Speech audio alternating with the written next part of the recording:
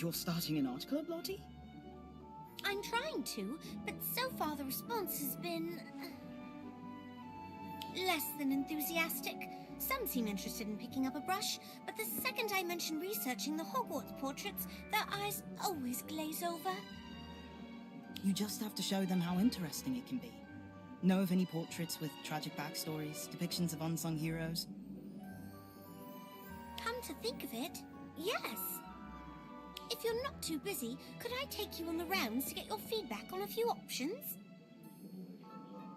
I'm quickly realizing that my idea of interesting is very different from most. Of course, Lottie. Anything to help get your art club off the ground. Let me drop off my books and I'll meet back up with you.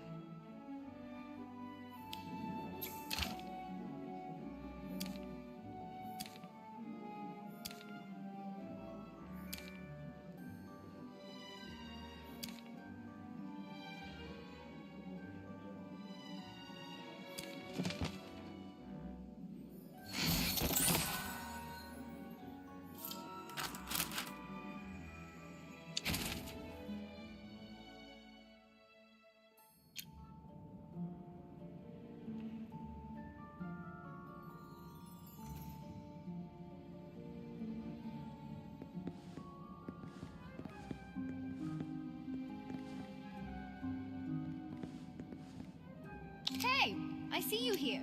I knew you wanted to talk to me. I was hanging in a perfect position, isn't it?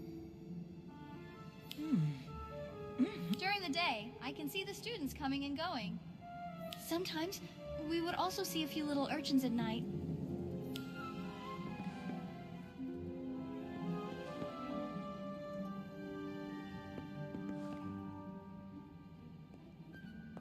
Oh, you're here. What do you think of this painting? I think... Well, if I'm being frank, I think it's quite soppy. Sorry. I could see how you'd feel that way at first glance, but why don't you take a closer look? Are there two wands in her hand? Yes, good catch. This is a portrait of Etheldreda Bloodworth, who discovered that her fiancé was pursuing the dark arts in order to get revenge against the Muggles who killed his mother in the witch hunts. It depicts the moment immediately after she was forced to raise her wand against him. I can't imagine how conflicted poor Etheldreda must have felt. It's no wonder she looks so upset. I've always said that we can learn a lot about the past, present, and even the future from portraits, if we're willing to listen. Well said, young witch. It has been quite some time since a student took such interest in us portraits. Not since that Simon Talmadge lad, I believe. Simon? Did you say Simon?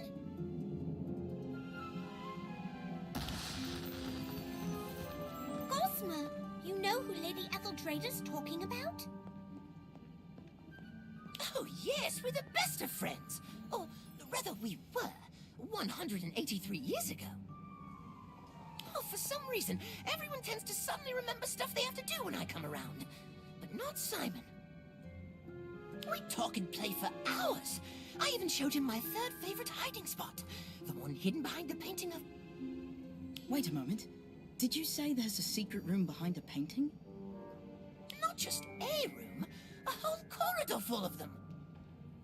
That sounds perfect for your art club, Lottie. If you tell people that you meet in a secret clubhouse, everyone's going to want to join. Gossamer, where exactly is this hiding spot of yours? I'll show you. Come.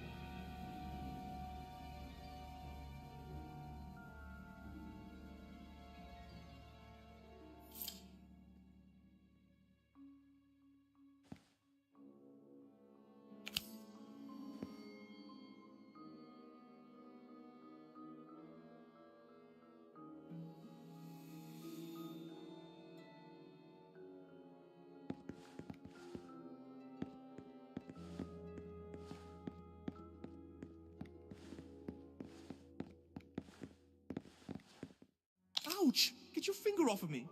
Don't you have anything better to do? Well then, why don't you go and study at the library?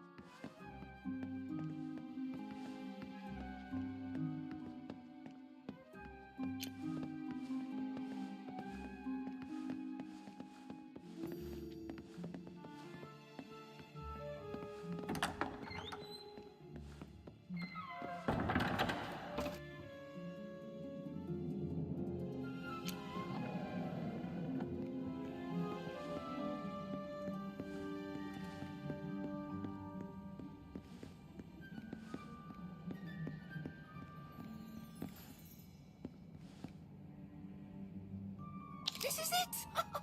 Behind this painting is a corridor full of rooms, each grander than the last. Though it seems different from what I remembered. This is exactly what I need to drum up interest in my art club, Gossamer. So, how do we get in? Sorry, I just can't shake the feeling that something's missing from this painting. Now, what did you say again? I asked how we get the painting to open up. Oh, that? Haven't a clue. How do you not know? It's your third favorite hiding spot, isn't it? Yes, but it's not as if I've actually had to use the door, being a portrait and all. Though I do vaguely recall Simon placing an enchantment on the portrait to keep Telltales out. I wonder if you have to say a password or perform some sort of action to enter, like you do to get into the house common rooms. Why don't we ask the nearby portraits if they remember anything? If Simon's as memorable as Etheldrada made him seem, it's possible we could pick up a clue or two.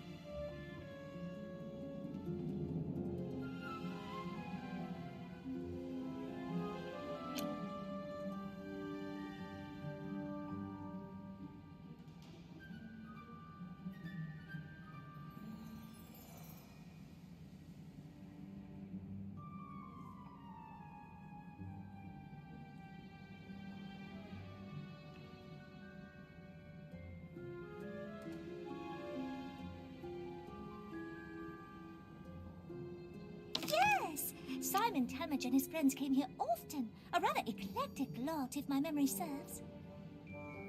It's my understanding that they commandeered the hidden space behind the painting for their clubhouse. Do you have any idea how they were able to get in? The only thing I can recall is that the sleeping dragon in the painting would snort flame every time they entered, as if laughing. Oh, that's right! There was a sleeping dragon in this painting before.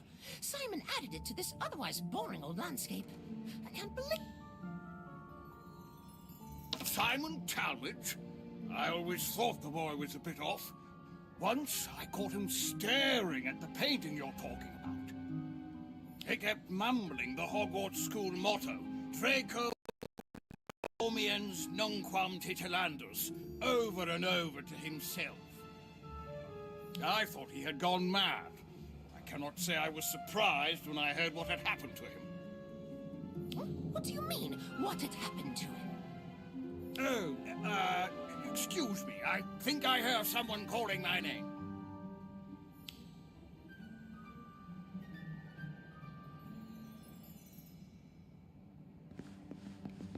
Simon Talmadge. Now there's a name I haven't heard in ages. Poor lad had such a hard time fitting in, and the other kids bullied him for it. Got so desperate for someone to confide in that he made friends with us. Of course, being seen talking to portraits only made him an even bigger target. Those kids even destroyed his paintings once. He was really upset, so I showed him this hiding spot to cheer him up. He was so excited to turn it into his own private art studio. But Gwydion Idris. Scamp if I ever saw one. Always did the opposite of what he was told. Always managed to rope Simon into doing the same too. He was real charismatic that way. So we know that this painting used to be a landscape before Simon added a sleeping dragon onto it, that the dragon would laugh before the door opened, that Simon had a notoriously rebellious friend, and that he was overheard mumbling Draco Dormiens Nunquam Titilandis while viewing the painting. Everything seems to point to the dragon being the key to getting inside, but where could it be? Perhaps it's been hidden. Let's take a closer look.